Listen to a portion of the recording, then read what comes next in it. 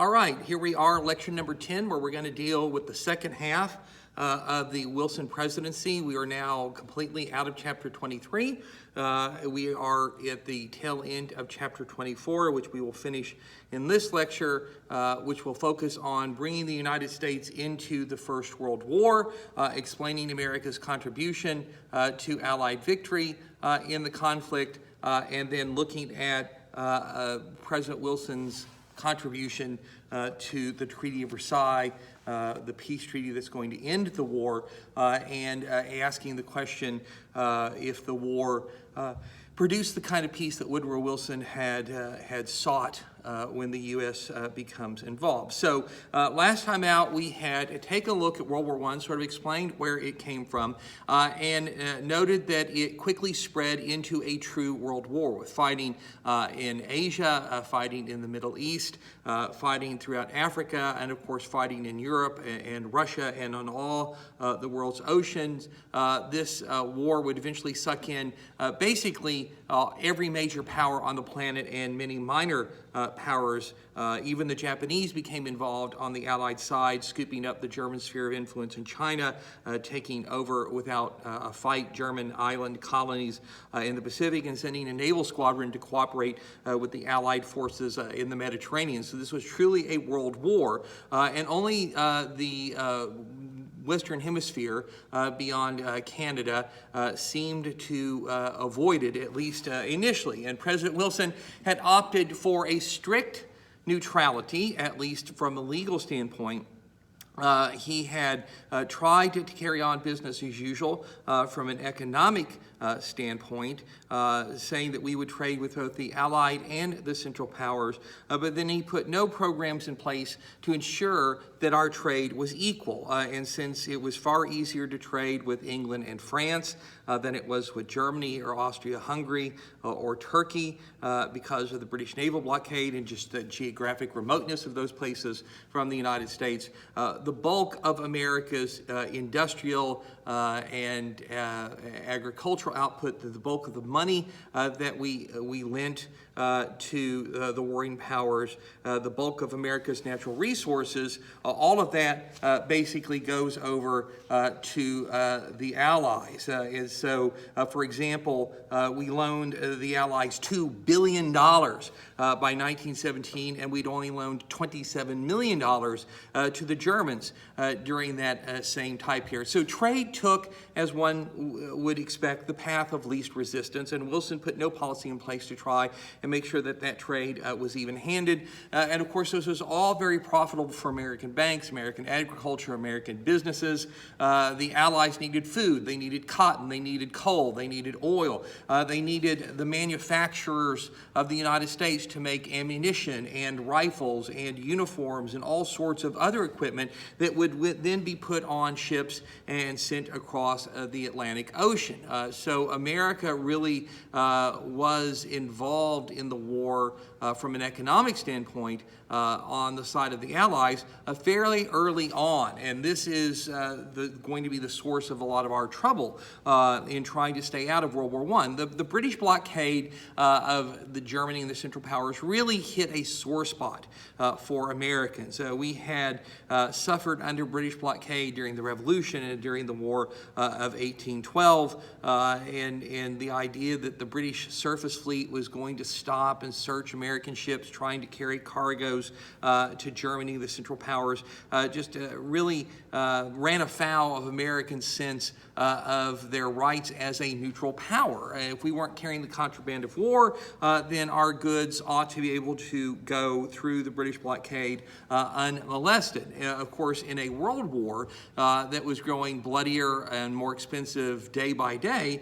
it was really hard to imagine something that you would care to ship across an ocean that didn't have military value, that sooner or later wouldn't line up on England's list of contraband goods. Food clearly has military value. Coal and oil have military value. Cotton, which makes uniforms and bandages and tents, has military value, as do all the components of making explosives, let alone other material that can be put to secondary use to support a war effort. And so more and more items wound up on the list of things that the British would not permit through their blockade. That interfered with more and more American business, and Americans did not like that. But the British were sensitive to this. They knew how important America was to them from an economic standpoint, and so they sort of bent over backwards to accommodate the Americans. For example, when they added cotton to the list of contraband goods that they would not allow through the blockade into Germany, the British turned around and they bought all of that cotton that was destined for Germany. They bought it, and they paid a higher price for it. And to a cotton farmer in Alabama or Mississippi, does it really matter to him at the end of the day whether his cotton goes to make a tent for the British Army or a tent for the German Army? What he cares about is the price he's going to get for his cotton, and if that price was higher, then he was certainly, willing to swallow a little bit of American pride. The Germans, of course, did not like the blockade, and they retaliated against it. And they retaliated against it, as we discussed at the very end of the last lecture, by unleashing the new weapon, the diesel-powered submarine. And so the Germans declared a war zone, 100 miles in depth, around the waters of England and Ireland, and they put the world on notice that any Allied ship that entered that war zone was subject to be attacked and sunk without warning. There would be no surfacing, stopping the ship, searching the vessel to see what kind of cargo was carrying, removing passengers and crews. This was really impracticable for submarines to do. They were too vulnerable on the surface. The process took too long. The submarine had no room to take passengers or crew on board. And so unrestricted submarine warfare was the rule. And although this would become commonplace in World War II, it was a shocking departure from the old rules of commerce warfare in 1914, 1915. And it caused a particular problem for the Americans because there were American ships. There were neutral ships going back and forth across the Atlantic, and they carrying goods to England, carrying passengers to England, American ships, returning to the States, carrying passengers and material. And there was a real chance that there could be an accident, there could be an incident. One of these American ships could be attacked, could be sunk, although they flew great big flags and they painted USA on the side of the hull, that kind of thing. The even greater danger was that a British ship would be attacked and sunk, and that ship might be carrying Americans. Americans were going back and forth across the Atlantic Ocean to visit friends and relatives, to do business. There was quite a flow of people going between the old world and the new, and Secretary of State William Jennings Bryan warned President Wilson that he needed to issue an order, presidential order, forbidding Americans to travel on the ships of warring powers, because if they were on those ships flying those flags and they entered the war zone, they were on a vessel that was subject to be attacked by a submarine, and although the Germans would be within their rights to do that, the consequence of killing or hurting Americans, especially if it happened in large numbers, obviously would anger the American people. It would sort of be a remember the Maine moment all over again, and that might drag the U.S. into the war against its will. President Wilson refused to issue that order because he believed that he didn't need to issue it, that Americans as neutrals should be protected on the high seas, that what the Germans were doing with their submarines was wrong, it was illegal, it was immoral, and he was not going to yield to that. He wasn't going to yield to that. So Americans continued to get on British ships and French ships and Canadian ships and sail the ocean. And given the nature of the submarine threat, the 6 days or so, 7 days that it would take for a really fast ship, like one of the great passenger liners to cross from, say, New York to Liverpool. For 6 of those 7 days, you would not be under threat of submarines. Submarines really didn't have a long range, and so it was that last day when you were nearing England or Ireland that you would run afoul of submarines. And the likelihood of a submarine being able to attack a ship was not especially great. So there was a sense that the danger was not definite. And there was certainly the thinking of the people who ran the great British passenger liners. And one of these ships was the SS Lusitania. She's a sister ship of the Titanic, so you can imagine what she looks like, this long, sleek black hull, the white superstructure, the four funnels, very recognizable as a passenger ship. These were some of the fastest ships on the ocean, and it was believed by the British Admiralty and the people who owned the ship that she was far too fast for any submarine to successfully attack. Submarines, remember, are notoriously slow. A submarine would have to find itself in exactly the right spot, in exactly the right distance, with exactly the right kind of weather conditions to be able to launch an attack. And even if a submarine did get off a torpedo or two against a vessel as big as the Lusitania, then she was so powerfully built that she was unlikely to be sunk. She might be damaged, but she wouldn't be sunk. And so when the Lusitania was ready to set sail from New York City on May 1st of 1915 with many hundreds of Americans and thousands of passengers getting on board, no one was particularly worried about the submarine threat. Nonetheless, she's a British ship, she's flying a British flag, and she's going to sail into this war zone 6 days later. And so the German government ran a notice in the shipping pages of all the New York papers, and the shipping pages are something that anybody fixing to make a transatlantic voyage would look at, because it told you, what ship was docked where, and what time you could board, and these sorts of things. So, right on the same page as the announcement of the Lusitania sailing, the German imperial government printed this notice. It says, quote, travelers intending to embark on the Atlantic voyage are reminded that a state of war exists between Germany and her allies and Great Britain and her allies, that the zone of war includes the waters adjacent to the British Isles, that in accordance with formal notice given by the Imperial German government, vessels flying the flag of Great Britain or of any of her allies are liable to destruction in those waters, and that travelers sailing in the war zone on the ships of Great Britain or her allies do so at their own risk, unquote. And there was not a single booking canceled on the Lusitania. This was a floating palace, and it was a beautiful way to travel. People felt very safe. The threat of a submarine sighting simply added a little spice of danger to the trip. And 6 days later, on May 7th of 1915, the Lusitania is nearing the coast of Ireland on her way to Liverpool when she happens across the path of a German submarine, the U-20. U stands for undersea boat, the German name of their submarines, U-boats, as they were called in both World War I and World War II. The U-20 had been hunting in this area for some time, enjoying some success. The British Admiralty had been hunting for her, but most of her ships were, the British ships were distracted to escort another convoy. The Lusitania was supposed to be zigzagging, but she wasn't.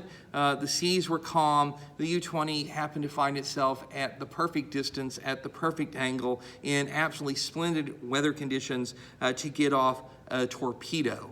She only had one left. She fired it. Her skipper did not think that he could sink something like Lusitania with a single torpedo, but he could hurt her. He could slow her down. He could hurt British prestige in that way. But in fact, the torpedo, that single torpedo, proved to be enough, because these ships were fueled by coal. And so all around the hull of the ship below the waterline, you had these coal bunkers. And during the transatlantic passage, you had a small army of men who were shoveling that coal back to the boilers where it would be fed to the engines and turned into steam, and that would run the propellers. And so by the time you're almost to your destination, most of those bunkers are empty. The coal has long since been shoveled into the boilers, except that what is left behind, laying a couple of inches thick on the floor of these coal bunkers, is a 1 or 2 inch thick layer of coal dust. And coal dust is highly explosive.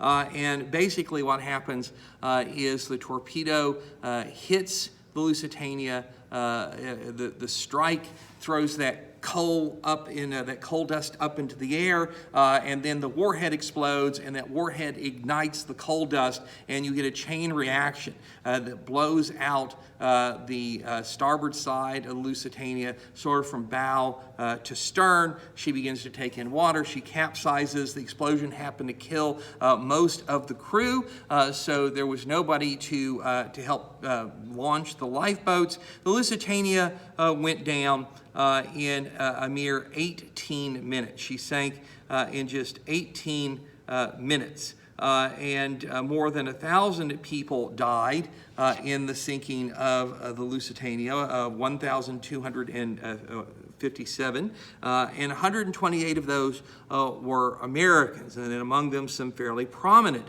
Americans. And so here was the incident that Secretary of State Bryan had warned about, and the reaction of the press was immediate. The British and the American press, all the Allied press, condemned what the Germans had done. They called it murder. Clearly this was a passenger ship. You could look at it. It was obviously a passenger liner. That meant that it had men and women and children and elderly people on board. The weather conditions had been perfect. This could have been an accident. The Germans did it on purpose, and so this was cold-blooded murder. The Germans compounded the incident by celebrating the sinking of Lusitania. The U-20 and its crew were treated as heroes. The Germans struck a special medal to commemorate the event, so really bad PR on the parts of the Germans. And in the aftermath of the sinking of Lusitania, for weeks and weeks afterwards, bodies floated ashore in England and Ireland. And most of these bodies, of course, had no identification on them. So what they did is they photographed them with numbered placards on their chest, and they published these in both England, Ireland, and the United States, hoping that somebody would be able to identify who the corpses were. Most of them were not identified. They were buried in mass graves. But so the disaster sort of played itself out for week after week after week. And those of you who remember the aftermath of the terrorist attacks in New York and Pennsylvania and on the Pentagon on September 11th of 2001 will recall the people posting notices saying, "Have you seen this person?" They're missing. That same sort of stuff happened after Lusitania. So it's a trauma that plays out for week on week, week after week after week. And you look in the paper and you see pictures of infants and small children and mothers and grandparents who've been drowned as a result of the sinking of Lusitania. The emotional reaction of people is pretty predictable. And in the United States, the reaction that Secretary of State Bryan had most feared rose to the surface very quickly, championed by people like Teddy Roosevelt, who said that the Germans committed an act of war against the United States, and he demanded that the U.S. Take up the challenge that had been tossed down. And there was a segment of the American population that demanded war. Wilson would not give it to them. Perhaps he felt a little bit of culpability for refusing to issue the order that would have warned Americans against sailing on Allied ships into the war zone. He couldn't have actually stopped them from doing it, but if he had issued the order and they got on the ships anyway, then he could say, "Hey, you were warned, this is on you." But he had not done that. And so more than 100 Americans had died. His country was demanding war, but Wilson did not believe that war was necessary. The Germans had crossed a line. They'd done something so barbaric that their crime was obvious, and therefore he believed that diplomacy could resolve the issue. And as he put it, quote, "There is such a thing as a man being too proud to fight. There is such a thing as a nation being so right that it does not need to convince others by force of arms," unquote. And so Wilson wrote out a diplomatic note to be sent to the Germans on May 13th, demanding that they abandon unrestricted submarine warfare. They were supposed to stop attacking merchant vessels and passenger ships without warning. They could only launch surprise attacks on enemy warships.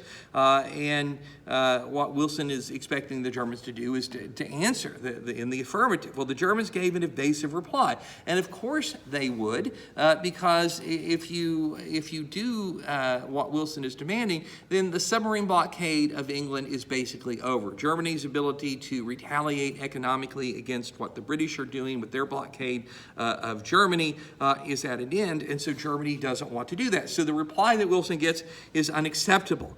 So on June 9th, he sent a second note insisting that the Germans make some explicit promises about how they're going to conduct their submarine warfare. And the tone here was so sharp that Secretary Bryan was afraid that the Germans would reject it out of hand and that would lead to a rupture in diplomatic relations, which would very shortly commit the U.S. to war. Remember that Bryan is a pacifist, and so he doesn't, in good conscience, believe that he can deliver this note, and so he resigns instead.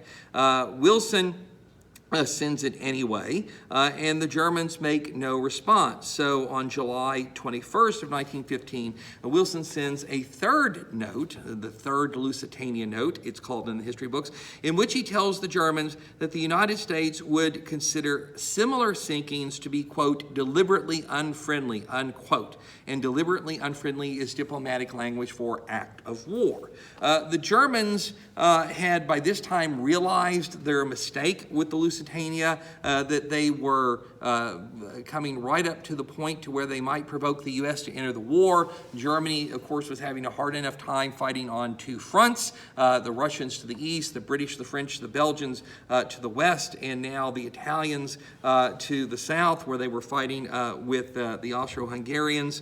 The Germans couldn't afford to have the United States come into the war, but the Germans also couldn't afford to announce, we will no longer attack passenger ships, we will no longer attack merchant ships, not only because that would undermine the whole purpose of their submarine campaign, but you're also going to inform the Allies that if they have a critical cargo that they need to get safely across the ocean, then put it on a passenger ship. The British, of course, claimed that the Lusitania was just carrying people. It had no war material. The U.S. backed that claim up. In fact, both the Wilson administration and the British government knew that that was a lie. There were hundreds of thousands of rifle rounds, rifle ammunition in the holds of the Lusitania. She was carrying bullets that British soldiers were going to shoot at German soldiers, and that meant that the Lusitania was, in fact, a legitimate target. But, of course, the British and the Americans aren't going to announce that. They are keeping mum about that. The news of that's not going to come out until well after the war is over. And the Germans had suggested that the Lusitania had been carrying munitions and said that's why she sank so quickly. In fact, rifle ammunition is not terribly explosive. It's not why the Lusitania had sunk, but nonetheless, the Germans have realized this is a major PR problem. This is a major political, diplomatic problem for us. And so the German government issued secret orders to its submarine captains, no more attacks on passenger liners. The difficulty, of course, is not every ship carrying passengers is a great big majestic floating palace like the Lusitania. Many of them are just ordinary steamers that look very much like merchant ships. And if you're peering through the telescope or periscope of a submarine in the choppy waters of the Atlantic where the seas are rough and the weather is often bad, how can you tell what a ship is carrying? And so there's still room for an incident, and it didn't take long. So Lusitania goes down in early May of 1915. That same August, a German submarine attacks a British ship called the Arabic and sinks it, and there are some Americans on board, and 2 of them are killed. Now, this is small potatoes in death count compared to Lusitania, but Wilson had said, sink any more passenger ships, and read that as kill any more Americans, and you've committed an act of war against the United States. And the Germans seem to have crossed that line. And so Wilson protested and basically said, what about it? And this time he gets a reaction from the Germans. The Germans can't keep this secret anymore, so on September 1st, 1915, they issue what's called the Arabic Pledge, in which they promise not to attack passenger liners without warning. In other words, we'll surface and we'll warn them and we'll let the ship be evacuated and all this kind of stuff. And of course, that means we're not going to attack passenger liners at all because pursuing those kinds of tactics is not realistic for a submarine. And so for the moment, Wilson can claim that he has managed to take care of the problem. He's got the Germans to make a commitment here. But the war in Europe is still going on. You have a stalemate along the Western Front.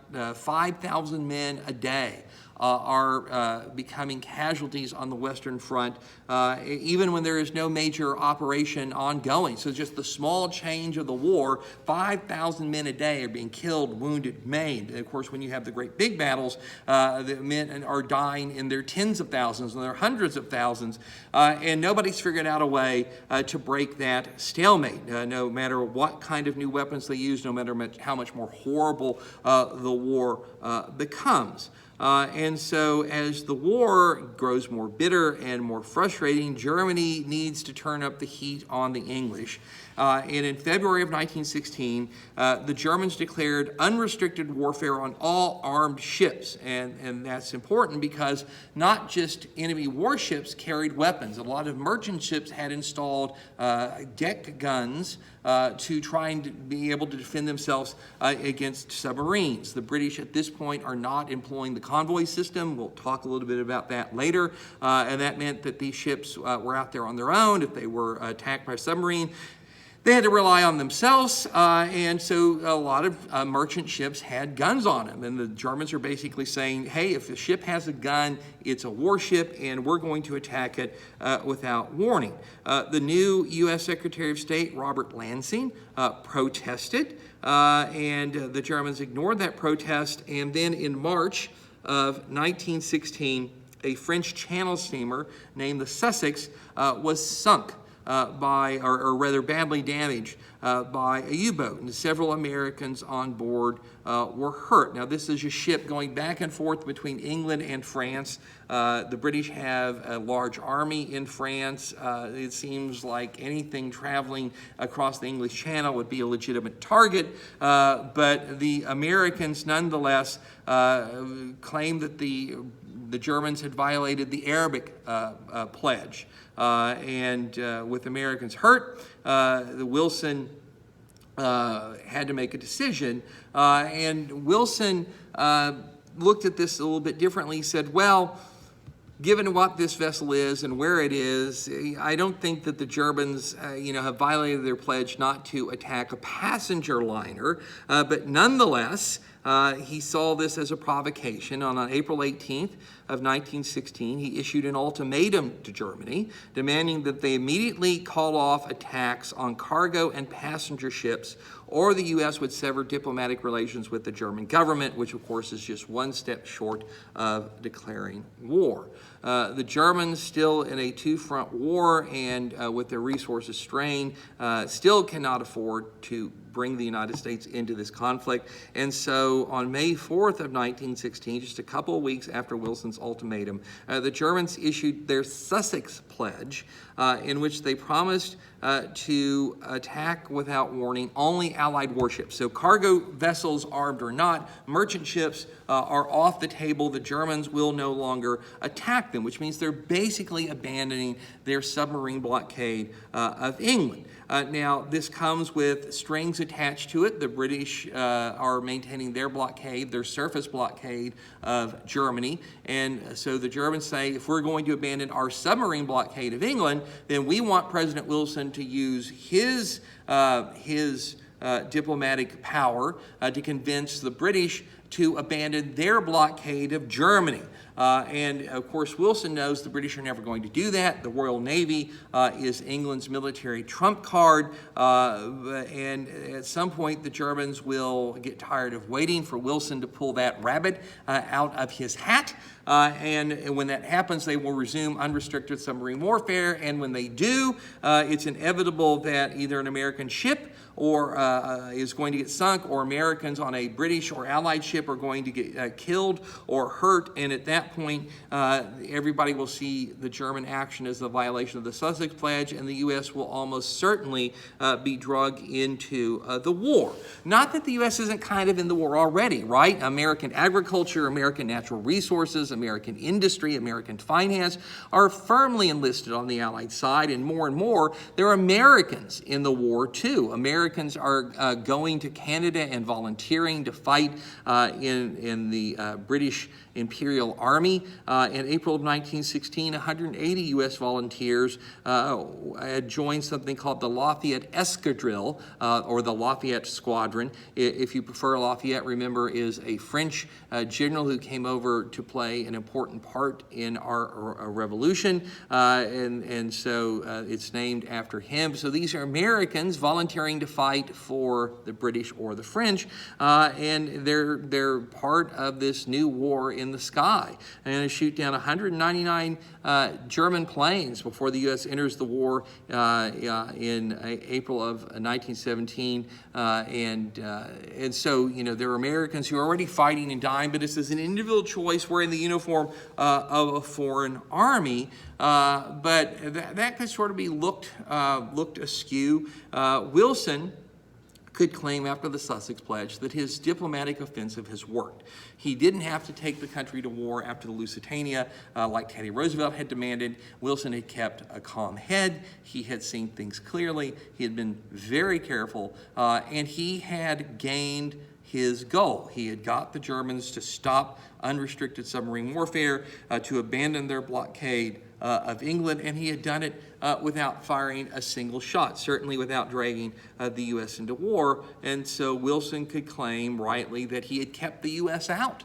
He could have easily gotten us in, but he has kept us out. And a good thing for him, too, because tensions between the U.S. and Mexico were heating up again. So remember, the U.S. had occupied Veracruz and then had pulled out after Carranza had agreed not to prosecute Veracruz citizens who had cooperated with the United States. His real reason for doing that is he was losing the war against Zapata and Pancho Villa at that moment. But from Veracruz, Carranza managed to get his act together and to go on the counterattack. And so the Mexican Civil War was still raging. But once Carranza and Wilson came to an agreement over Veracruz, Wilson decided that it was time to pull the U.S. out of involvement in the Mexican Civil War. Remember, he had gotten us involved when the war was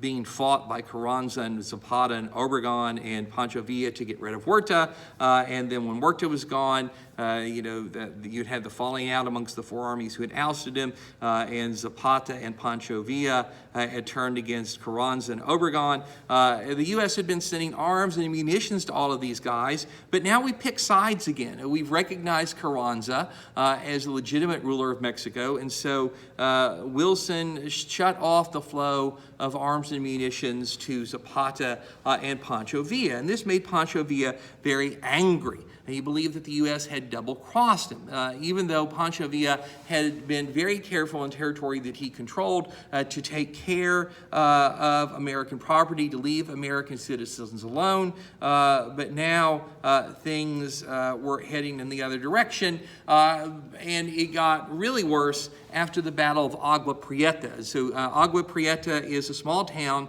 on the Mexican-U.S. border. It had a Carranza garrison that was being attacked by Pancho Villa's army, and it looked like Pancho Villa was going to take the place. That would be a devastating blow, the Carranza forces. And so Carranza asked President Wilson to allow American railroads to send reinforcements to the garrison of Agua Prieta over U.S. territory. And Wilson agreed. So this is clearly not moral diplomacy. This is not staying out of other people's affairs. Wilson is, again, taking sides in the Mexican Civil War. So these Carranza forces crossed the borders, got on American trains, moved by American railroads to reinforce the garrison at Agua Prieta, which was able to then counterattack and drive Pancho Villa's forces away. And for Pancho Villa, that was the last straw. The Americans were not now just withholding supplies and arms and that kind of thing. The Americans had actively supported Carranza's army. And so Pancho Villa decided that he was going to retaliate. He was going to embroil the United States in Mexico's affairs to both punish Wilson and the Americans, but also to discredit Carranza. What Pancho Villa wants to do is to provoke an American intervention in Mexico. American troops on Mexican soil will, of course, inflame the Mexican people against an invader. Carranza was seen to be the puppet of the Americans, or helpless, powerless in face of the Americans, and he will lose, therefore, the support of the Mexican people, and that will help collapse his regime. And so in early January of 1916, Pancho Villa began to move against the Americans. He stopped a train traveling through Mexican territory, and on this train were 17 American miners, mining engineers who worked for American companies that owned mines in Mexico.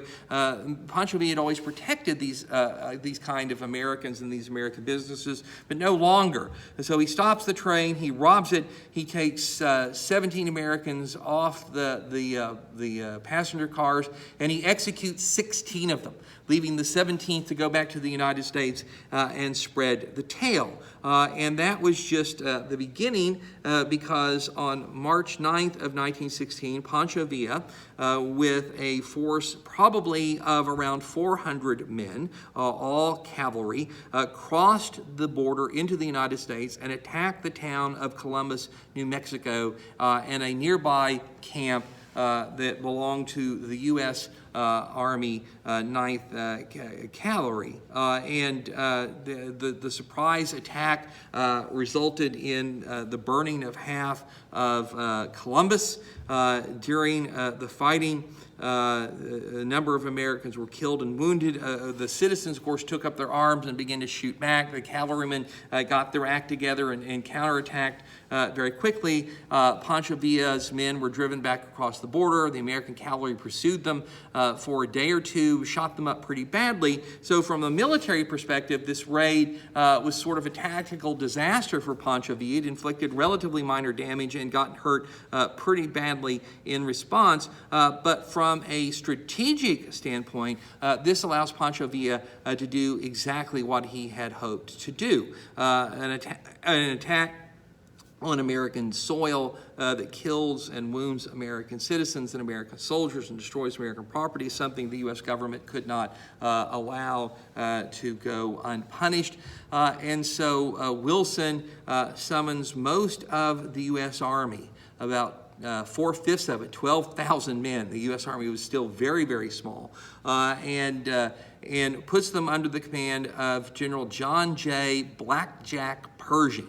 Called Blackjack, not because he liked to play that card game, but because during the Spanish-American War, he had commanded one of the regiments made out of black soldiers.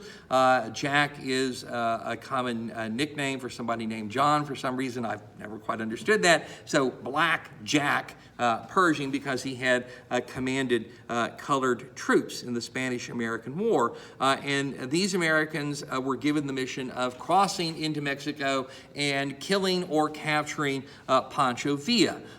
Wilson expected the Carranza government to cooperate with that.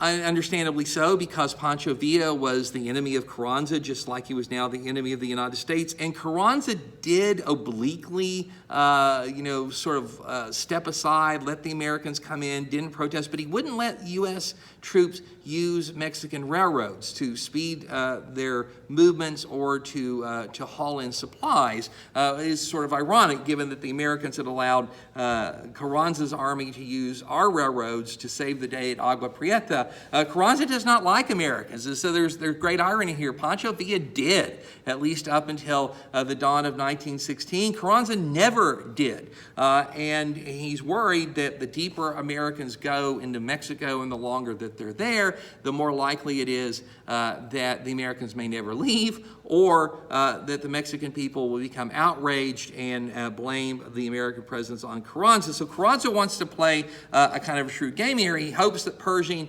and the Americans who are launching this punitive expedition, as it was called, will be able to find Pancho Villa, kill him, capture him, destroy his army, and therefore help Carranza out, and that they can do it quickly. Well, it doesn't quite work out that way. In fact, there are two skirmishes fairly early on in which the Americans do shoot up Huerta's army pretty badly. They managed to wound Huerta, although they don't know it, and so he and his men flee deep into Mexico. Of course, the Mexican civilians are not helpful, not cooperative. They're not going to tell the Americans where Pancho Villa is, and so the Americans go deeper and deeper and deeper into Mexico in what is increasingly a fruitless search.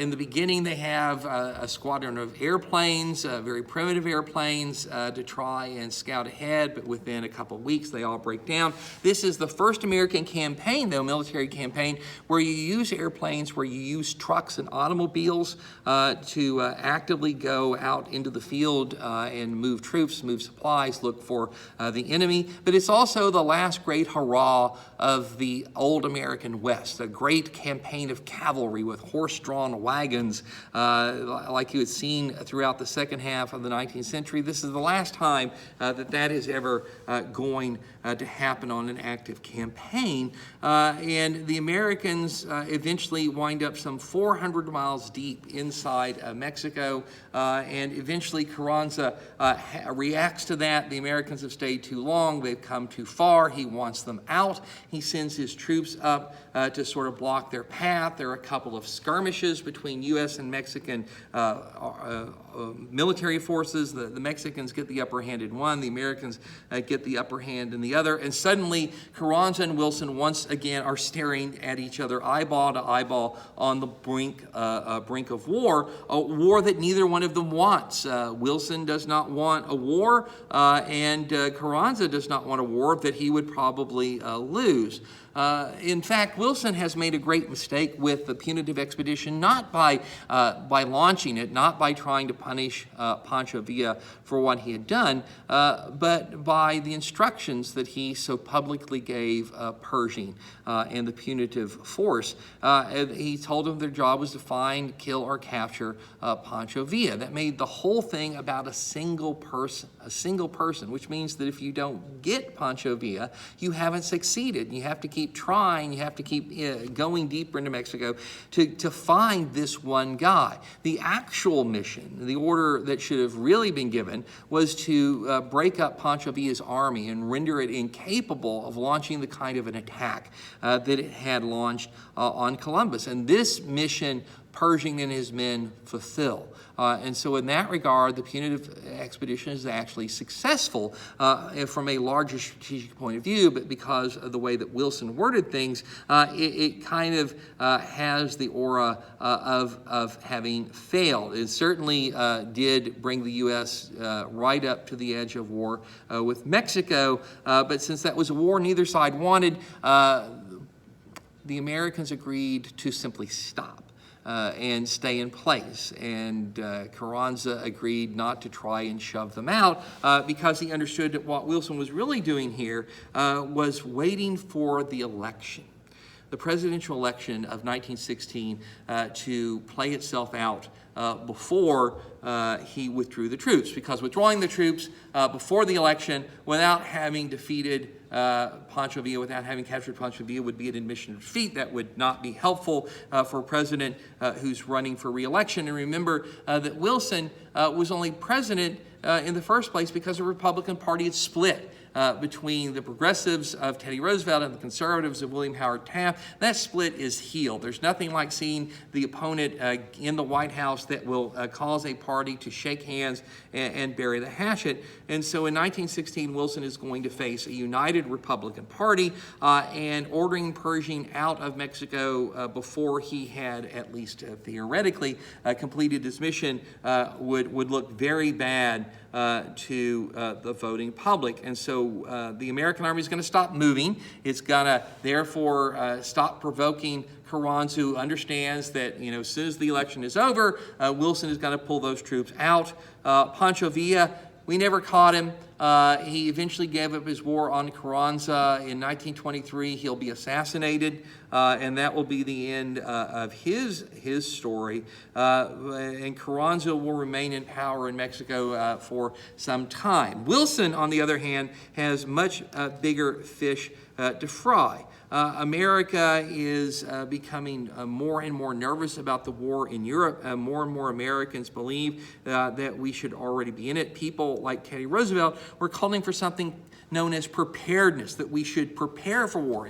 It's a possibility that we might get sucked into this thing, and yet we have an army that's about 25,000 men strong. There are a couple 100,000 men in the National Guard. The National Guard had just been created in 1903 by an act of Congress, and it was taking the old state militias and trying to modernize them and organize them in the same way that the Army was. Of course, that was not wholly embraced by the Army, the War Department, because it didn't want the money and the resources to go to the Guard when the regular Army needed to be built up. So there's a certain amount of tension and jealousy between the Guard and the regulars. But the Guard had been called out in response to Pancho Villa's attack on Columbus, New Mexico for the first time, and sent down to the border.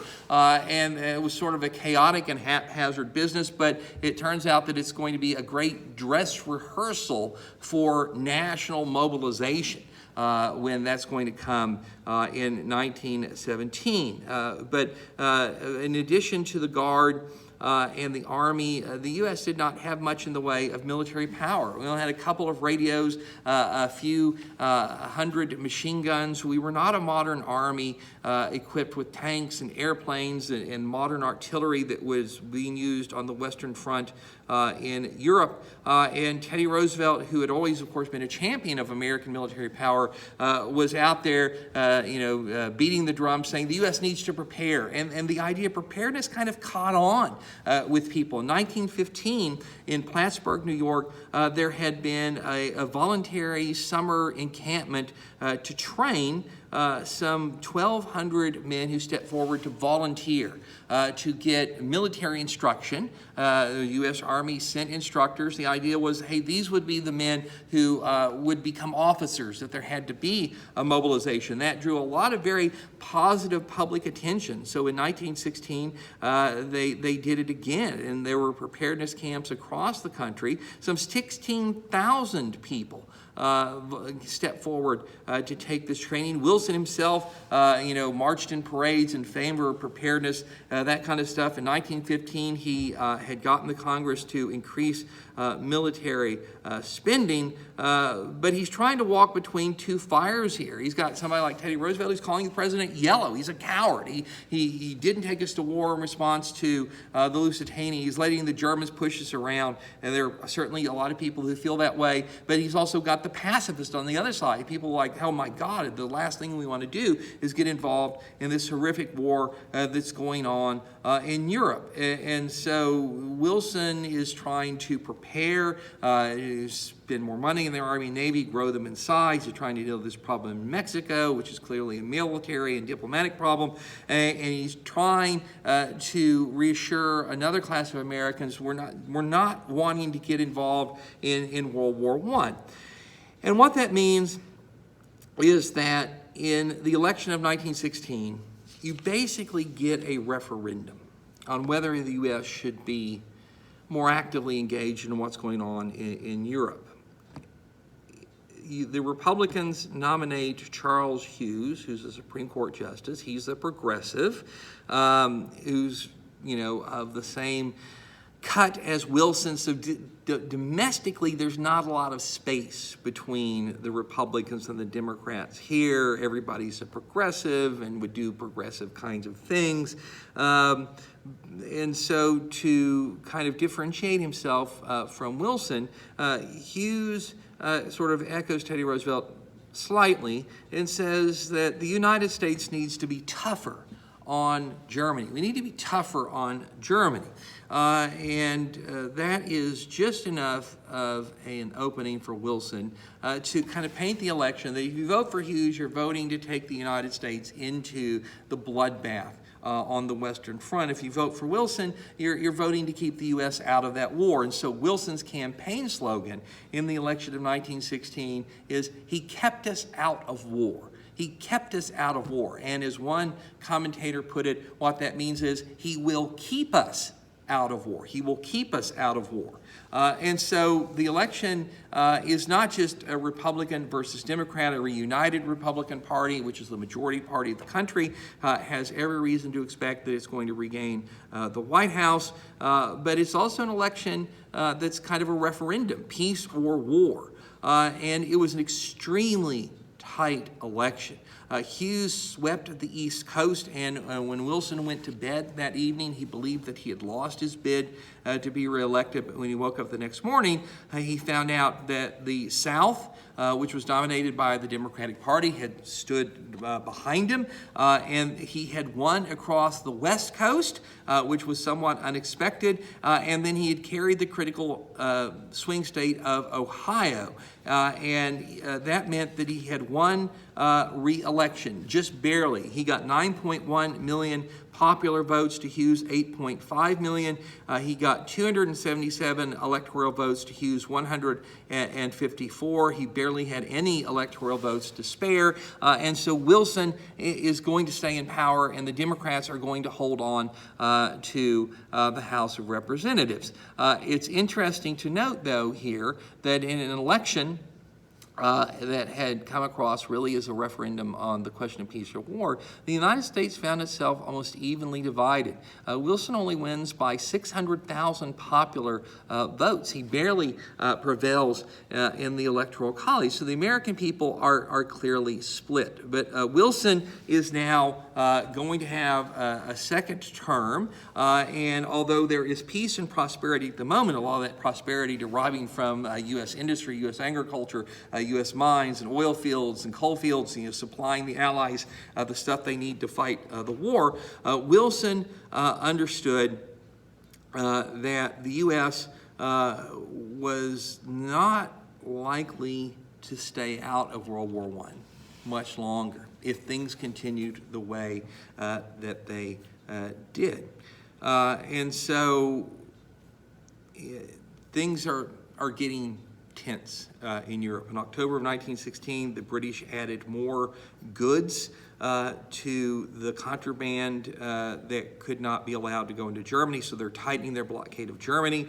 This makes Germans very angry. They're expecting Wilson to keep the promise that he had basically agreed to in the Sussex Pledge, that they would get the British to abandon this blockade. The British aren't going to do that. And Wilson knows that there's a clock that's ticking now, that the Germans are getting very antsy, and if he doesn't get the British to withdraw their blockade, they're going to resume a submarine warfare, and when they do that, the likelihood of the U.S. staying out of the war becomes next to nil, and as if things are not bad enough, Wilson makes a plea for both sides to announce their war aims. What is it that you want out of this war? Because, of course, if both sides will announce their war aims, then you have grounds on which to negotiate. You've got things that you can barter, trade back and forth. The Allies refused to announce their war aims. The Germans were evasive. Of course, both sides didn't want to announce because their terms were going to be pretty draconian. They wanted reparations. They wanted territory. They wanted colonies. They wanted to punish the other guy and make sure that he could never threaten them again. And if you announce that to the world, you're making it look like you're fighting a greedy war for land, for loot, for colonies, and so nobody wants to give an answer, and therefore Wilson is not given any material with which to build peace negotiations. And as if that's not bad enough, in January of 1917, the same month that Wilson finally brings Pershing and his troops home from the punitive expedition, they march back to El Paso and they get a hero's welcome. In January of 1917, you have the outbreak of the Russian Revolution, and this means that Germany suddenly is going to find itself not facing a two-front war. She's going to be able to concentrate her resources on the Western Front, which will give her numerical superiority there for the very first time. So as Russia begins to tumble out of the war, the Germans see a great opportunity to gather their forces and using new kinds of weapons and new kind of tactics to launch an offensive that will finally win the conflict for Germany. And in order to prepare the way for that, the Germans are going to resume unrestricted submarine warfare. So Wilson's pleas of peace without victory, let's just accept that nobody can win this thing, that there was no real reason to fight this war, all of that now goes out the window. So on January 31st, of 1917, Wilson has not even taken the oath of office for the second time yet. The Germans inform the American government of their intention to resume unrestricted submarine warfare as of the next day, February 1st. All targets, neutral ships or allied ships within the war zone, are subject to be attacked and torpedoed and sunk without warning. Wilson's response to that, of course, is to break off diplomatic negotiations. And so now things are beginning to slide downhill toward war. And as if all of this is not bad enough, on February 25th, the British government hands over to the Americans an intercepted radio message that they've picked up from the Germans. So one of the first things that the British did when World War I broke out was to dredge up the transatlantic telegraph and telephone cables that had connected Germany to the rest of the world and to sort of chop them in two. So the only way that the Germans could communicate with their embassies and the rest of the world across the ocean was by this newfangled thing called radio. The thing about radio, of course, is that anybody can listen in to a radio signal. And so the Germans had developed a very intricate code. They were very proud of it. They didn't think it could be broken, and they were wrong. The British had broken it. They were intercepting and decoding these German messages, and they've picked up one sent by the German Foreign Secretary, Zimmermann, to the German ambassador in the United States. And this becomes the infamous Zimmermann telegram. The British call it a telegram to hide the fact that they are intercepting German radio messages and decoding those messages. So if you say it's a telegram, it makes it sound like, oh, well, somebody dropped this, or we found it in a wastebasket. You know, it was we got it in some other way. So it's not really a telegram, but that's what it's called. It's really an intercepted radio message. And the Germans, the British hand this over to the Americans knowing what it is going to basically evoke from the Americans, and what it's going to evoke is outrage. So this is what the Zimmermann telegram says. This is Germany talking to the Mexican government of Carranza. Quote, we intend to begin unrestricted submarine warfare. We shall endeavor to keep the United States neutral. In the event of this not succeeding, we make Mexico a proposal of alliance on the following basis: make war together, make peace together. Generous financial support and an understanding on our part that Mexico is to reconquer her lost territory in Texas, New Mexico, and Arizona, unquote. Now, in fact, the Germans also made an offer of alliance with the Japanese. Both the Japanese and the Mexicans were smart enough not to want to have anything to do with this. But here was evidence of clear hostile intent on the part of the Germans. Wilson was shocked by this, and the American public was shocked by this. The Congress was shocked by it. And in the face of it, Wilson asked the Congress to authorize the arming of American merchant ships. If the Germans are going to resume unrestricted submarine warfare, if this is the kind of stuff they're messing with in the Western Hemisphere, we need to give our merchant ships the ability to defend themselves. The House approved, but the Senate refused. I mean, once you put a gun on a ship, you make it a legitimate target. Why give the Germans that justification? But Wilson ignored the Congress here, and he ordered the guns put on those merchant ships anyway. He was now certain that the United States could not stay out of the war, but he had just gotten elected on the slogan, "He kept us out of war," the promise he will keep us out of war. And here we are, he's just about to take the oath of office for the second time, and it's become pretty evident we're not going to stay out of this war. In fact, we're going to be in it, and we're going to be in it very, very soon. So he has to find a way to change his tune. He's got to find a way to address the American people that will justify this abandonment of his stated policy. And what he strikes upon is the theme of making the world safe for democracy, fighting a war, quote, to end all wars. If America's going to get involved here, we're going to fight for some grand and noble cause, democracy, worldwide democracy, and constructing a peace in the aftermath of this most horrible of all conflicts that will keep future war from happening. We're not going to fight like the Europeans did about borders and national jealousies or colonies or imperial rivalries. Americans are going to, fight for a higher idea, a grand vision of what the world can be. So this now will be the theme that Wilson is going to strike.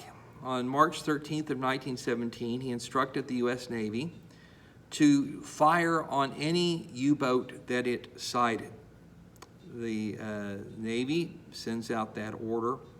In the aftermath, on March 12th, of the first U-boat sinking of an American ship. Between March 12th and March 21st of 1917, German U-boats sank 5 American merchant ships. And so now the Germans are deliberately, knowingly sinking American vessels, killing and wounding American citizens. They've violated the Sussex Pledge. They're gambling. The Germans are gambling. They're gambling that within 6 months' time they can starve England into surrender right before they launch their grand offensive with the troops they transferred from the Eastern Front. And with the British out of the war and the French outnumbered, the Germans will finish this thing before the Americans can really get involved, could even possibly begin to make a difference. And that gamble, as we are going to see, is going to backfire on the Germans and backfire on them badly. In the face of these U-boat attacks, Wilson believed he had no choice. So on April 2nd of 1917, he called for a special joint session of Congress to meet that evening at 8:30 p.m., and everybody knew why he had done that. And his words that night fell on sympathetic ears, and in part, what he said was, quote, "With a profound sense of the solemn and even tragic character of the step I am taking, I advise that the Congress declare the recent course of the Imperial German government to be, in fact, nothing more than war against the government and the people of the United States, that it formally accept the status of belligerent that has been thrust upon it." He asked the Congress to declare war on the German Empire. He concluded the speech like this: "It is a fearful thing to lead this great peaceful people into war, into the most terrible and disastrous of all wars, civilization itself seeming to be in the balance. But the day has come when America is privileged to spend her blood and her might, for the principles that gave her birth and happiness and the peace which she has treasured. God help her, she can do no other," unquote. The Congress rose to his feet. There was thunderous applause. The president left the chamber. He was slapped on the back. His hand was shaken. It was bravoed.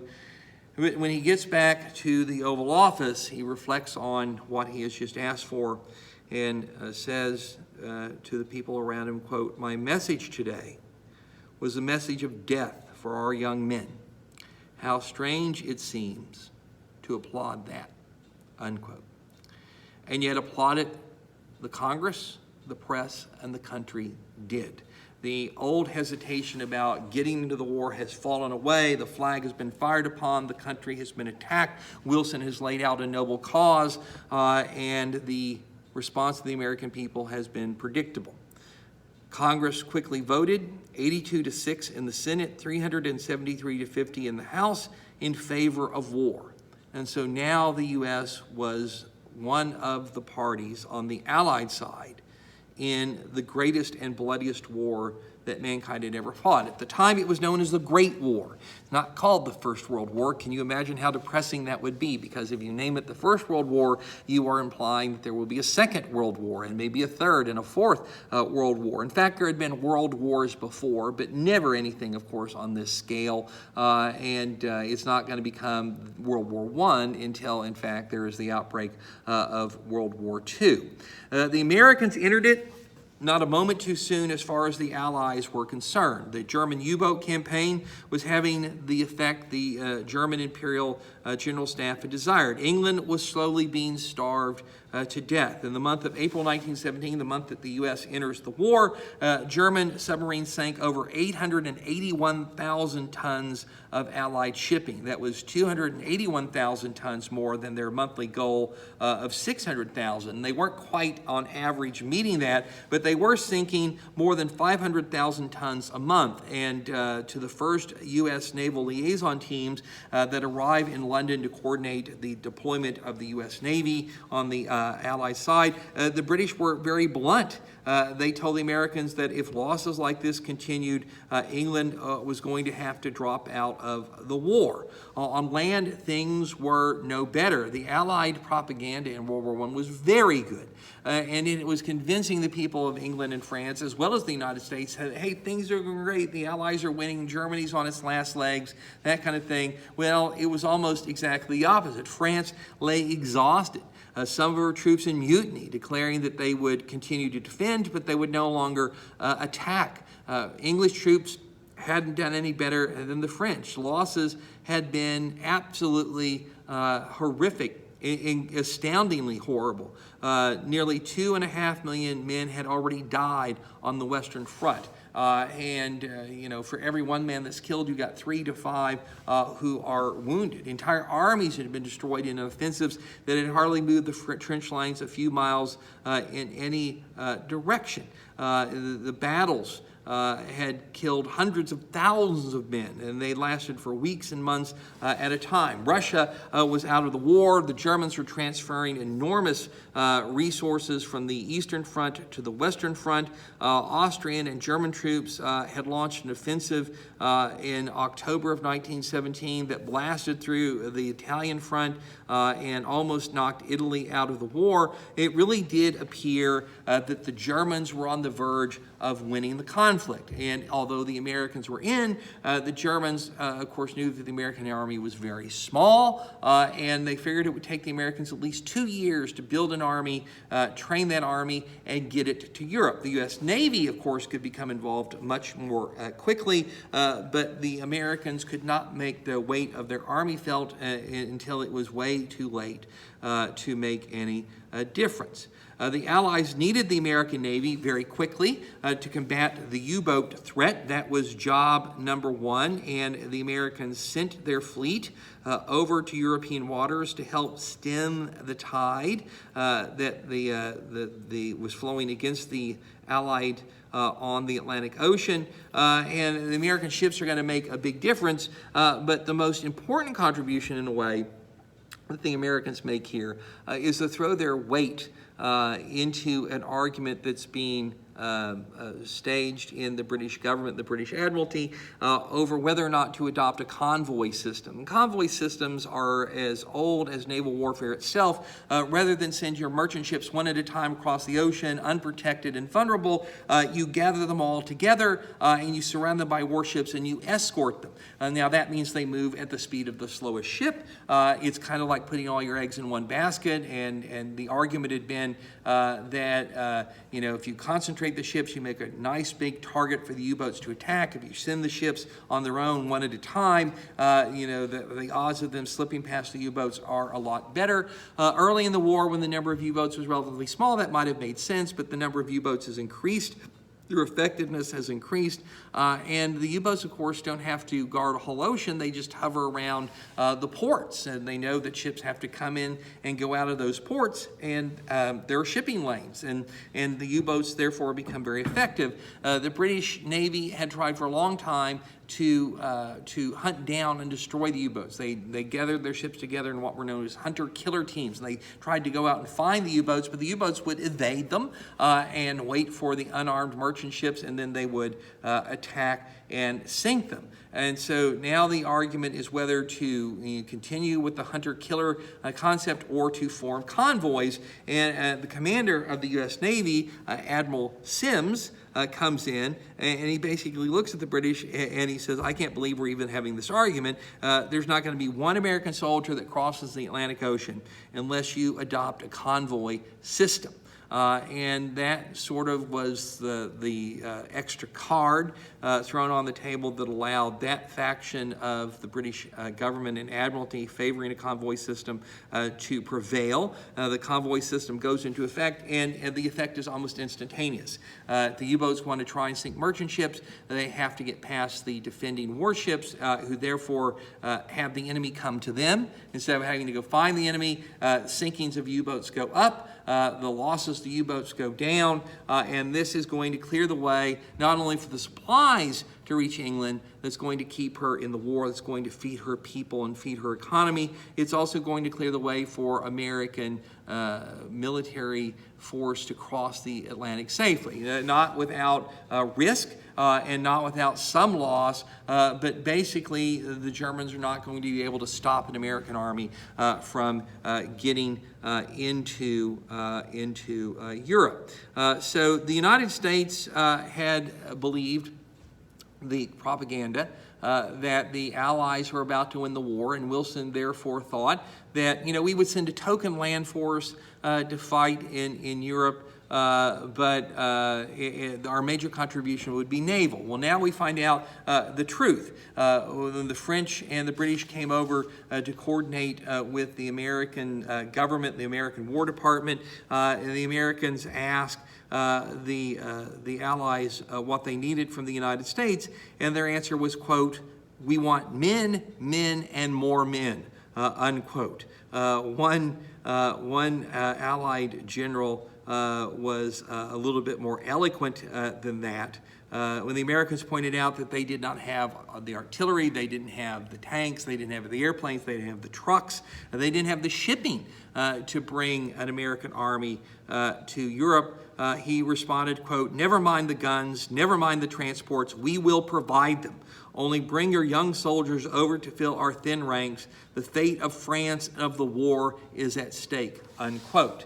And the Americans, to the consternation of the Germans, are going to answer that call. Rather than resort to the system of volunteering that had produced such chaos at the start of the Spanish-American War, the Wilson decides that he's not going to put the emphasis on volunteers. Instead, he has the Congress in May of 1917 pass the Selective Service Act. There will be a draft. There will be conscription. Wilson doesn't call it that. He says not a draft, but, quote, "a selection from a nation which has volunteered in mass," unquote.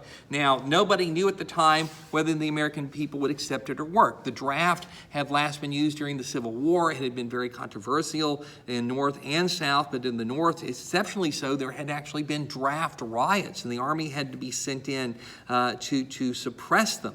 And of course, you're going to be drafting not just Northerners and Westerners, but you're going to be drafting the sons and the grandsons of former Confederates. How well will that work? Well, it turned out that it worked remarkably well. In June of 1917, 9.5 million men between the ages of 21 and 30 registered for the draft. By the time the war is over, some 24.2 million men would have signed up. By the end of the war, there will be 4 million Americans under arms, Army and Navy and Marines, and 2 million of them will actually get to Europe before the fighting is over. We would induct, that is draft, 500,000 men at a time.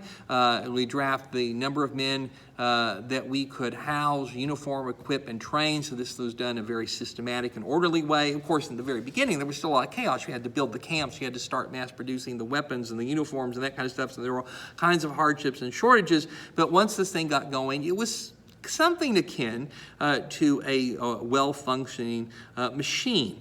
And then in March of 1918, we would start to send 250,000 men a month to Europe, where they would join the 300,000 American soldiers that we got over there between June of 1917 and March of 1918. So basically, in the first 9 months of the war, we get 300,000 men to Europe. And then every month thereafter, we get almost as many, 250,000 to Europe. Now, there was a lot of argument amongst the Allies about how these American troops would be used.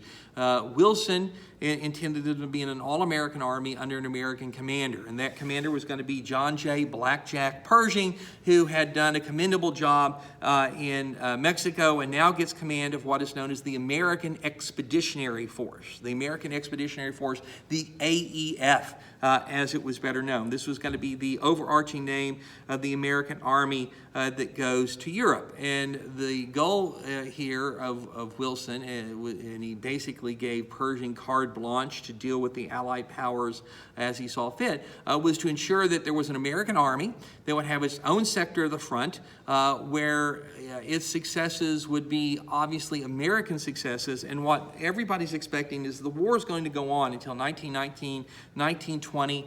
By the time that you get that deep into the calendar, the Allied armies are going to be completely exhausted, but the American army is going to go bigger and bigger and bigger. We will have the only army capable of offensive action on the Western Front, and therefore we will be the ones who finally finish the Germans off. And being the army that wins the war, that will put Wilson in a great position to dictate the terms of peace. And Wilson has made those terms very clear by issuing something called his 14 points. The 14 points are, a lot of them are pretty basic. The Germans have to evacuate Belgium and Luxembourg and France and these sorts of things. But it also calls for a reduction in armaments and freedom of the seas and free and fair elections and not having secret treaties that had helped to lead to World War I. The 14 points can basically be understood as a recipe for a fair, just, and lasting peace that was going to look at the cataclysm of World War I and say it was everybody's fault, nobody's particularly to blame, everybody has suffered, and now we want to build a world where something like this can never happen again. And one of the tenets of the 14 points was the creation of what Wilson called a League of Nations, an international body where countries would bring their disputes to be hashed out, where there would be arbitration, and most importantly, a League of Nations that would guarantee collective security, so that anybody who wanted to disturb the peace in the future, anybody who wanted to disrupt the peace in the future,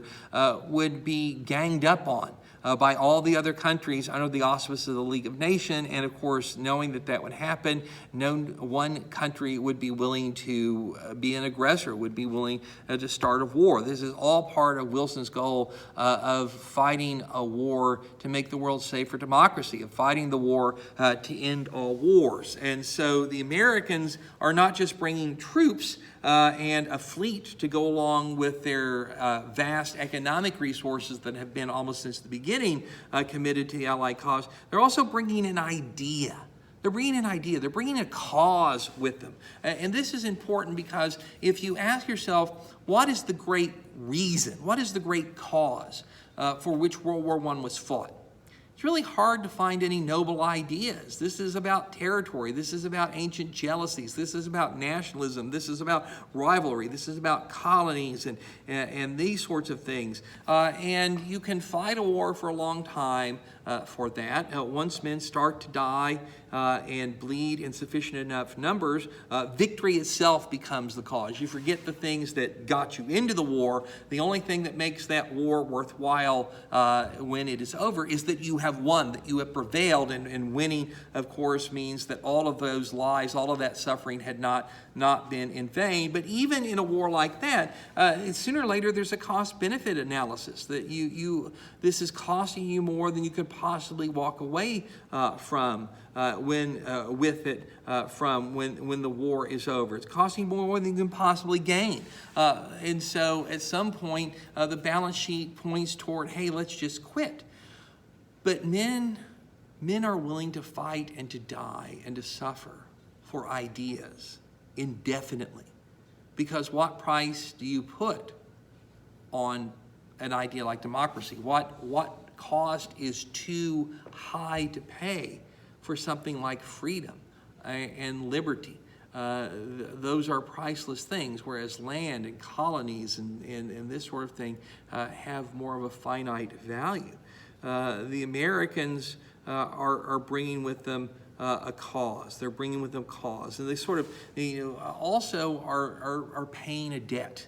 France had played a critical role in America winning its independence. French money, French army, a French fleet had been vital to American success in our war for independence. And remember, the Marquis de Lafayette had been one of Washington's most trusted and capable generals, and he was sort of the symbol of the French assistance that had helped us throw off British rule.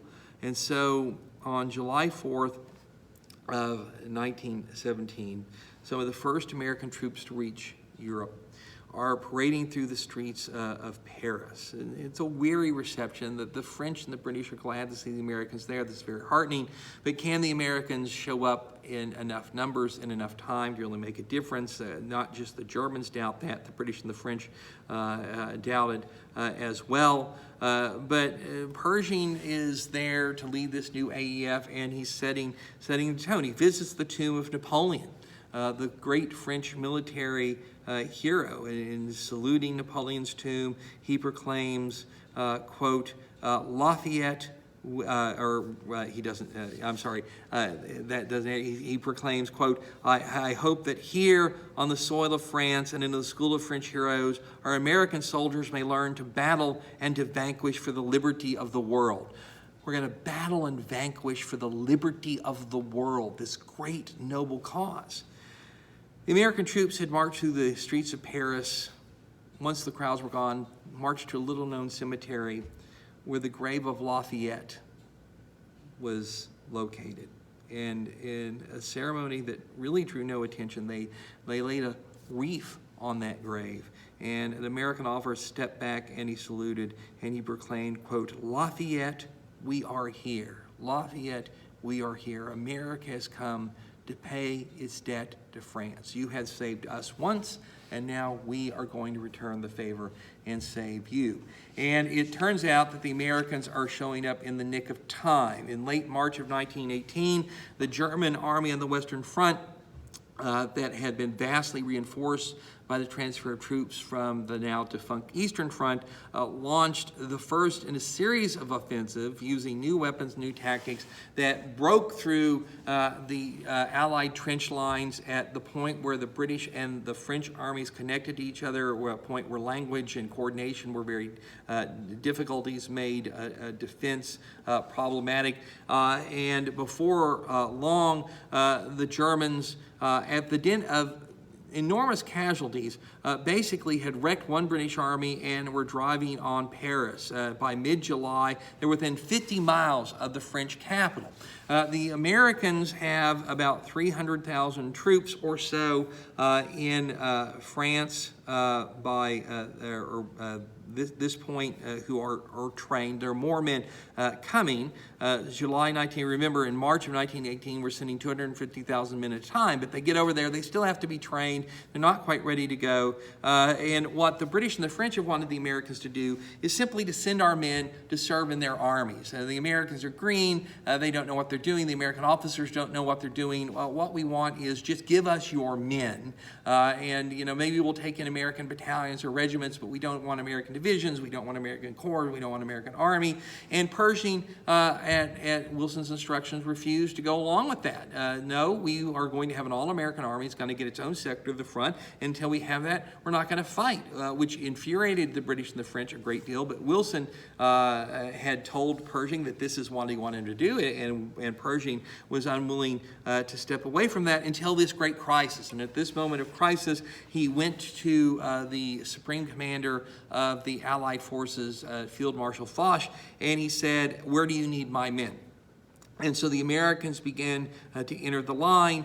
They threw their divisions into gaps that were being torn in the French front, in front of Paris, and at places like Belleau Wood and along the Marne River at Chateau Thierry, American troops see serious combat for the first time. And nobody on the Allied side expected much of them.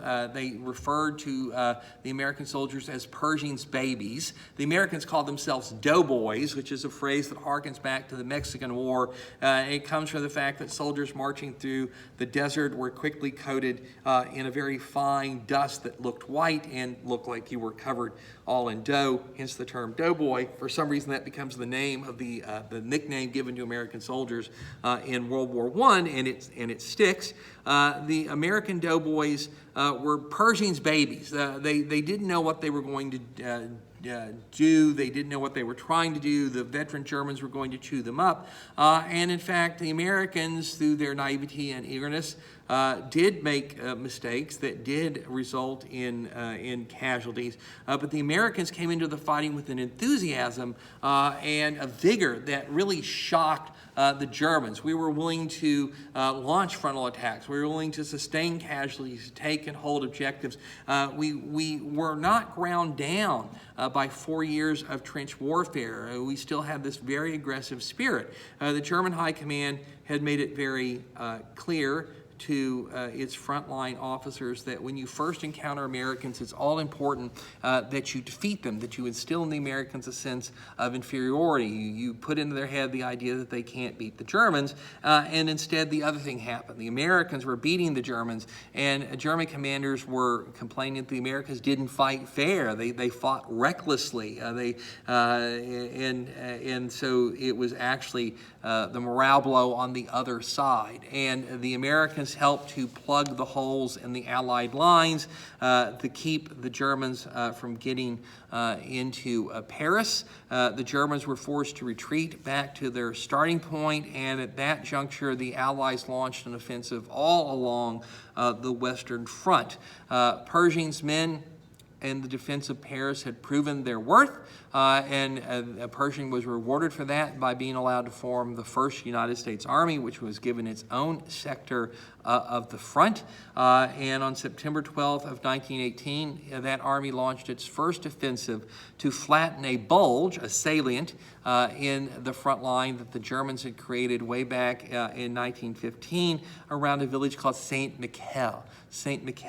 And the American attack was meticulously planned. The Germans were shortening their line. They were beginning to pull out of the Saint-Michel salient when the attack began, but they had taken too long to start their retreat.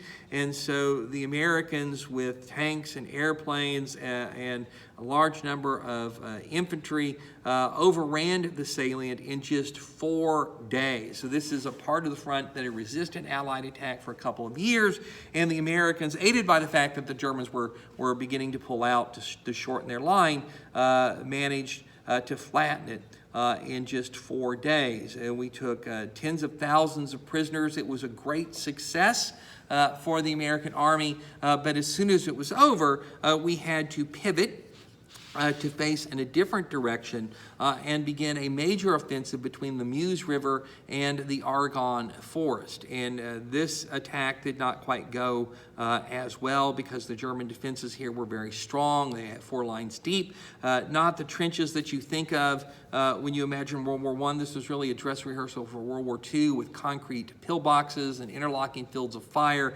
fighting through heavy woods, and the Germans held all the high ground.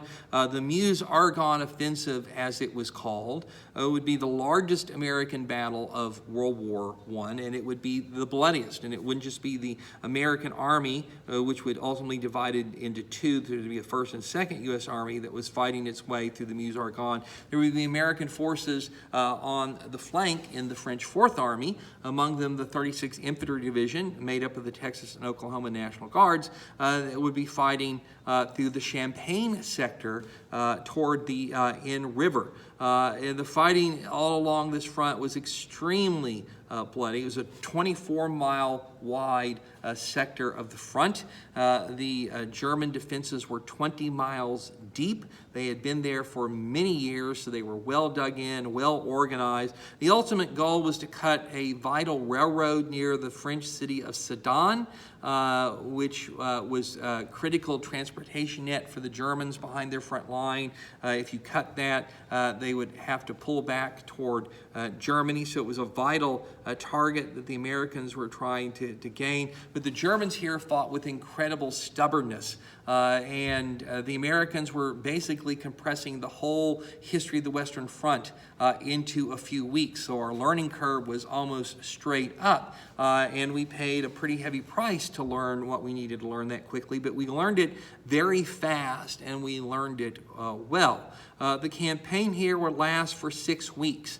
And over that 6 weeks, the Americans would gain some 40 miles of ground. By November 9th, we would have the railroad at Sedan under artillery fire. In the process, we would fight 47 German divisions, take 16,000 prisoners, but also suffer 120,000 casualties in the span of those 6 weeks. 20,000 of those men were killed in action. So this is a big, bloody battle, and it is one that is still going on when the Germans finally decide to throw in the towel. What's happened is the German home front has collapsed. The people are starving as a result of the Allied blockade. The Russian Revolution has unleashed Bolshevism. The Bolsheviks, or the communists, are taking over and have taken over in Russia. And now it looks like there's going to be a Bolshevik revolution in Germany when the German High Seas Fleet is ordered to sortie to go and try and break the British blockade. Something that is considered a suicide mission. The sailors mutiny and they hoist the red flag of communism, and all of this terrifies the Germans that there's going to be a Bolshevik revolution at home, and the German Kaiser is forced to abdicate. He abandons the throne. A republic is declared, and that republic sues for peace. It sues for peace. And so unexpectedly, the fighting suddenly comes to an end. On November 11th of 1918 at 11 a.m., the fighting comes to an end. There is an armistice, which is a formal cessation of hostilities pending a peace treaty that has been signed. It goes into effect that day, the 11th hour of the 11th day of the 11th month. The fighting simply stops. And when it stops, no Allied soldier is standing on German soil. The Germans still occupy most of Belgium, 1/6 of France. And although the German front was crumbling, the Germans probably couldn't have held their line much longer. Their line had not been broken. Their line had not been broken. The terms of the armistice are very harsh. The Germans are going to have to evacuate all that Allied territory. They're going to have to let the Allies have bridgeheads over the Rhine River, which renders Germany all but defenseless. The Germans have to surrender all their airplanes, their entire fleet, all their submarines, almost all of their artillery, all their machine guns, and basically shrink their army to only 100,000 men. But the German troops are allowed to march home under their own commanders. They are greeted as returning heroes, which is, of course, understandable. These are your countrymen who have been fighting for you for years, and they're finally coming home. But the Allies are going to maintain their blockade of Germany and therefore continue to inflict pain on the Germans until the Germans agree to a peace treaty that is acceptable to the Allies. So the war is over. And over the course of it, the United States has seen only 200 days of combat. And in those 200 days of combat, 50,280 Americans had been killed, 200,000 had been wounded, and 57,000 had died of disease, many of them from the great Spanish influenza pandemic that swept around the world in 1918 and 1918. So total American casualties, 307,280. If you're talking killed and wounded in battle, that means 250,000 casualties, or 1,250 men lost for every day that American troops were in action on the Western Front. However horrible that number is, it is a footnote to the casualties that were suffered by the other combatant powers who had been in the war for a long time. The Allies had mobilized a total of 42 million men to fight in World War I. 5 million of those were killed, 12 million, almost 13 million wounded, and at the end of the war, 4 million men were missing. For a total of 22 million Allied casualties, or 52% of all the Allied soldiers, sailors, airmen, and Marines who'd fought in the war. The Central Powers had mobilized almost 23 million men, and 3 million plus of those had been killed, 8 million had been wounded, 3,600,000 were missing at the end of the war, so 15 million Central Power casualties, or 67%. So 67% of all the soldiers, sailors, and airmen who put on a uniform to fight for the Central Powers in World War I had become casualties when it was over. If you look at the grand total, World War I had killed 8,538,000 people, wounded 21,219, and at the end of the war, 7,750,000 soldiers were missing, for a total casualty figure of 37,494,000 people. 57.6% of all the men who fought in World War I were dead, wounded, or missing by the time that it was over. And those are just the military casualties. Millions of civilians had died of privation, hardship, shelling, bombing, sinkings. It was a cataclysm unlike anything that the world had ever seen. And yet, when the war ends, it seems to end prematurely. Pershing wasn't the only one who thought this, but he's one who gave it a voice when he heard about the armistice. Said, quote, "This shouldn't be happening. We should be marching through the streets of Berlin. This will all have to be done over again," unquote.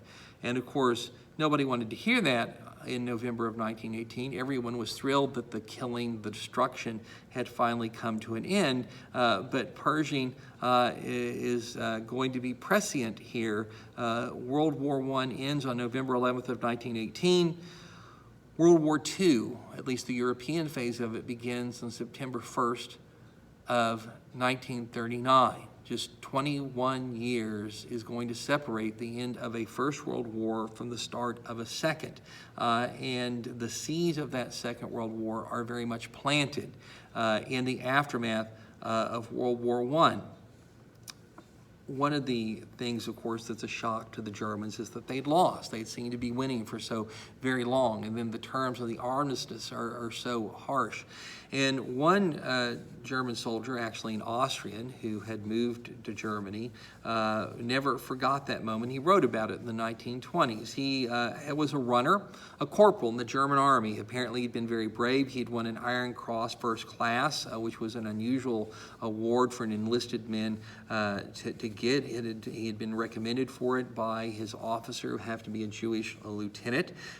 He had been gassed in the later stages of the war and temporarily blinded, so he was in a hospital when word of the armistice was read to everyone on the ward, and he remembered that moment, and this is what he said about it when he wrote a book in the 1920s. He said, quote, "I tottered and groped my way back to the ward, threw myself on my bunk, and dug my burning head into my blanket and pillow.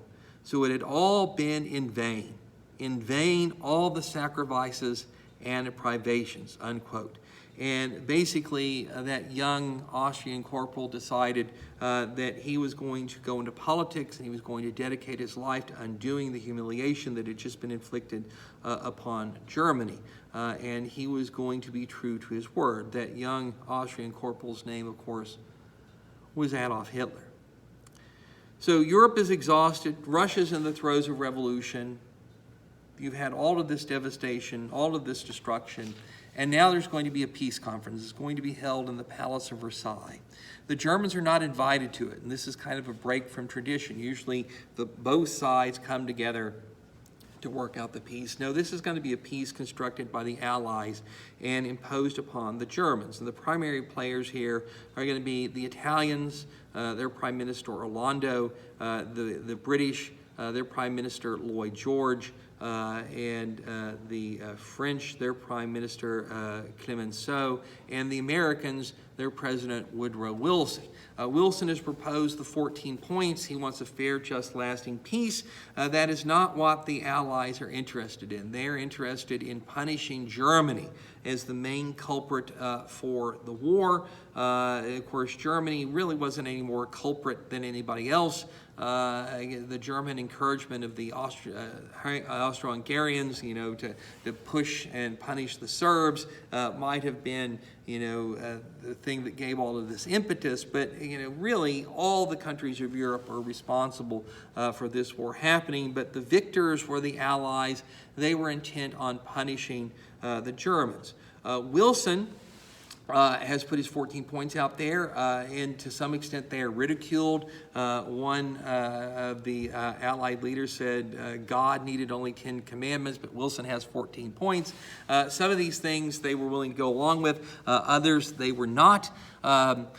Wilson decided, and it was a controversial decision, to go to Paris to attend the peace conference. And there were people who told him, don't do it. Not only were you breaking precedent here, no American president had ever left the United States during his time in office, but you're going to get embroiled in the give and take of the negotiations. And if you do that, then you're going to have to accept the outcome. If you stay on this side of the Atlantic Ocean, you can sort of hold the high moral ground, and you can look at the totality of the treaty and decide whether America will accept it or not. And of course, if America rejected it, it would have to be renegotiated to our satisfaction. But Wilson, the moralist, the guy who thought he was pretty much smarter than everybody else in the room, decided no, he was going to go. He said, hey, I've sent my soldiers over there to fight. How can I not go and take part in the peace treaty? And Wilson was a little bit full of himself. When he got over there, he was fêté. There were parades, and fleets sailed past him. When his train went from the French ports to Paris, farmers in their fields kneeled down. And Wilson believed that this was all homage to the grand ideas of the 14 points, but in fact, it was paying tribute to the role that he had played in bringing the Americans into the war and ensuring the defeat of the Germans. And in the peace talks, Wilson did become embroiled in the give and take. He lost his ability to sort of be the arbitrator of it all, and he had to surrender most of the things that he wanted in the peace treaty to get the one thing that he insisted upon, which was the League of Nations. The Treaty of Versailles that eventually emerges is a harsh and vindictive peace, not so harsh and vindictive as to permanently squash Germany, but certainly harsh and vindictive in terms of reparations, lost territory, lost colonies. Germany couldn't have a navy to speak of. It could have no submarines. It couldn't have an air force. It couldn't have any tanks. Its army could only be 100,000 men. So it was humiliating for the Germans, and it was in fact so bad that when the treaty was given to the Germans, the German government considered restarting the war rather than sign it. But of course, Germany was militarily incapable of restarting the war, had to swallow it. And this national humiliation is going to embitter the Germans. It's going to fatally wound their new republic. It's going to give rise to the myth that the German army, who, remember, is fronted, not broken, that was breaking, was still occupying 1/6 of France and most of Belgium when the war ended. The myth perpetrated by people like Hitler that the German army had been stabbed in the back. It hadn't really been militarily defeated. It was the threat of the Bolshevik Revolution and the mechanization of the Jews behind the front line that had led to the collapse of the German war effort and brought on the humiliation and the deprivations of the Treaty of Versailles. None of that, of course, was exactly true, although the threat of Bolshevik revolution had played a role in it. The Germans had militarily been beaten. They had been military worn out and exhausted. The Bolshevik Revolution was really symptom rather than cause of Germany's defeat. But it's going to create the atmosphere that's going to allow for the rise of the National Socialist Workers' Party, or the Nazis as they are better known, and Adolf Hitler in the late 20s and through the 30s, that will help to bring on a world war. Wilson's participation, therefore, in the peace treaty, although high-minded, like everything Wilson did, with noble intent, like most of the things Wilson did, was a strategic mistake. He had just become one of the players and gotten involved in the bargaining and the wheeling and the dealing. And although all of the deals that were made at the time seemed to be small concessions, when you added them up, they added up to a peace treaty that was very harsh, that was very vindictive, that would remake the map of Europe, remade the map of the Middle East. Along with side agreements, you're going to create the countries of Iraq and Lebanon, and Iran and Syria, and we know how well the history of the Middle East has played out over the course of the last century. One British general looking at the Treaty of Versailles said, in mocking the idea of a war to end all wars, looked at the Treaty of Versailles and said, "This is a peace to end all peace." And in some ways he's right, because you can draw a direct line between the end of World War I, or maybe the start of World War I, and almost every conflict that has taken place since then. One way or another can trace its causes and its origins to what happened at the dawn of the 20th century. Wilson sails home. He's got the treaty, and he has in it the thing that matters most to him, which is the League of Nations. He wants the Senate to ratify it, but the Congress is now controlled by the Republicans. So Wilson had lost control of the Congress in the midterm election of 1918, largely his own fault, because he'd urged Americans to keep the Democrats in power on the basis that you couldn't trust the Republicans to finish the war and to make a good peace. That violated the axiom that politics stops at the water's edge, and in wartime you're supposed to put aside political differences. And remember, it's still primarily a Republican country, and so the Democrats had lost control of the Congress.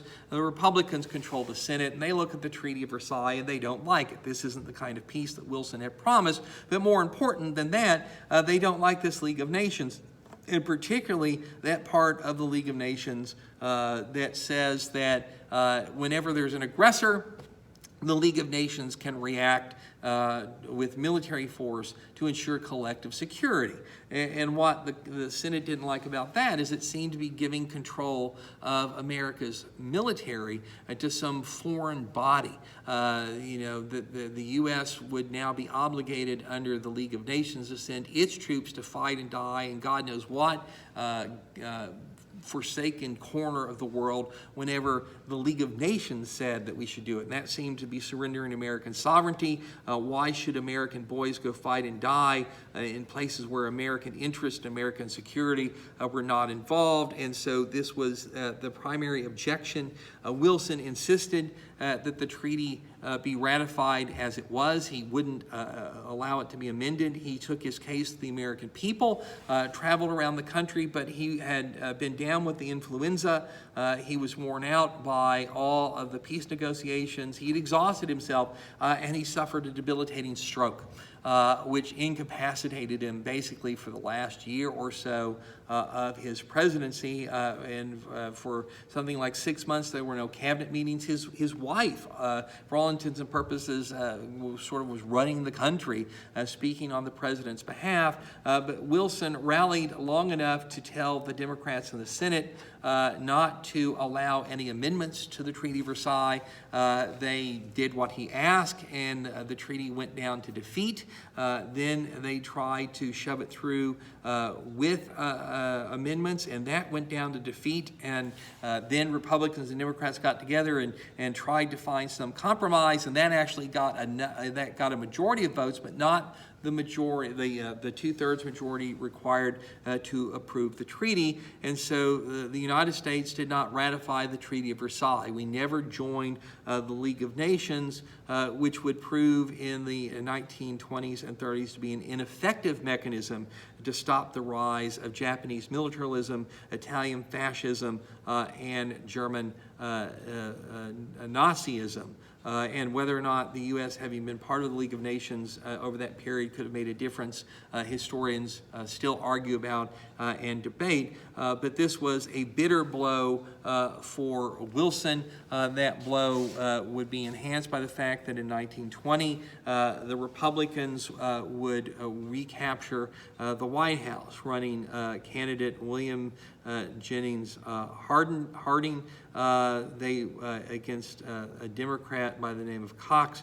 The Republicans would get 16 million popular votes compared to the Democrats' 9 million. They would carry 404 electoral votes to the Democrats' 127 electoral votes. This is seen as a huge repudiation of Wilson and the Treaty of Versailles. And whether it was all that or not, it really didn't matter. The Republicans are back in charge, and they're going to stay in charge throughout the decade of the 1920s. So the U.S. had gotten into World War I despite wanting to stay out of it. Wilson, who had been reelected on the promise he kept us out of war, had taken the country into war within weeks of being sworn in for a second term, one on the promise of keeping us out. Americans had played a vital role in helping the Allies win, both at sea and on land. We got enough men there in enough time to keep the Germans from taking Paris, and then the Americans were critical in giving the muscle required to help the Germans meet defeat. But the irony is that the Germans gave up before America's military predominance became unmistakable and pronounced. If the war had gone on into 1919, Pershing and the AEF would have been carrying most of the weight, and the Americans would have been clearly responsible for the victory, and Wilson could have almost dictated the terms of peace. The Americans got there with enough people, enough resources in time to bring the Germans to defeat in 1918, but in doing so, ironically, they undercut the larger goal of putting Wilson in a position to craft the kind of peace that he wanted. And then Wilson compounded the difficulty by going to Paris, becoming intimately involved in the give and take of the negotiations that produced a treaty that was not the fair, just, lasting treaty that would lead to a lasting peace that Wilson wanted. It pointed in exactly the opposite direction, in a treaty that his own country rejected. So although Americans would always be proud of what their military had done in World War I and the role that they played in victory, they're going to sour on the consequences of it fairly quickly. They're going to conclude that really what they had done is save the British and French Empire and enlarge them. The Allies very quickly are going to begin to denigrate America's contributions, say, well, you know, we really have the thing won. You showed up, you were helpful, but you really didn't make much difference. And all of this is going to sour Americans on wanting to become involved in Europe's problems ever again, which of course is going to aid the rise of the fascists and the Nazis in Italy and Japan. So that is the end of our lecture on Wilson in World War I. That brings us to a conclusion of chapter 24, and I'm going to ask you now your questions. There are 3 questions that are going to come out of this, and then we will have one more lecture covering chapter 25 that will have the remaining 5 questions, but this is where we stop material that will be considered considered for the essay portion of your test. So here are your 3 questions to go with part 2 of World War I. The commander of the American troops that go into Mexico with the Punitive Expedition and the American army that goes to Europe is who? What is the name of the commander, the American officer who commanded U.S. troops that led that took part in the Punitive Expedition in Mexico and were sent to Europe during World War I? The second question is, what is the name of the ship whose sinking in 1915 almost led the U.S. into World War I, but didn't? Wilson refused to take the U.S. into war after the sinking of this ship. What is the name of that ship? What is the name of the ship that was sunk in 1915 that almost led the U.S. into World War I, but ultimately did not?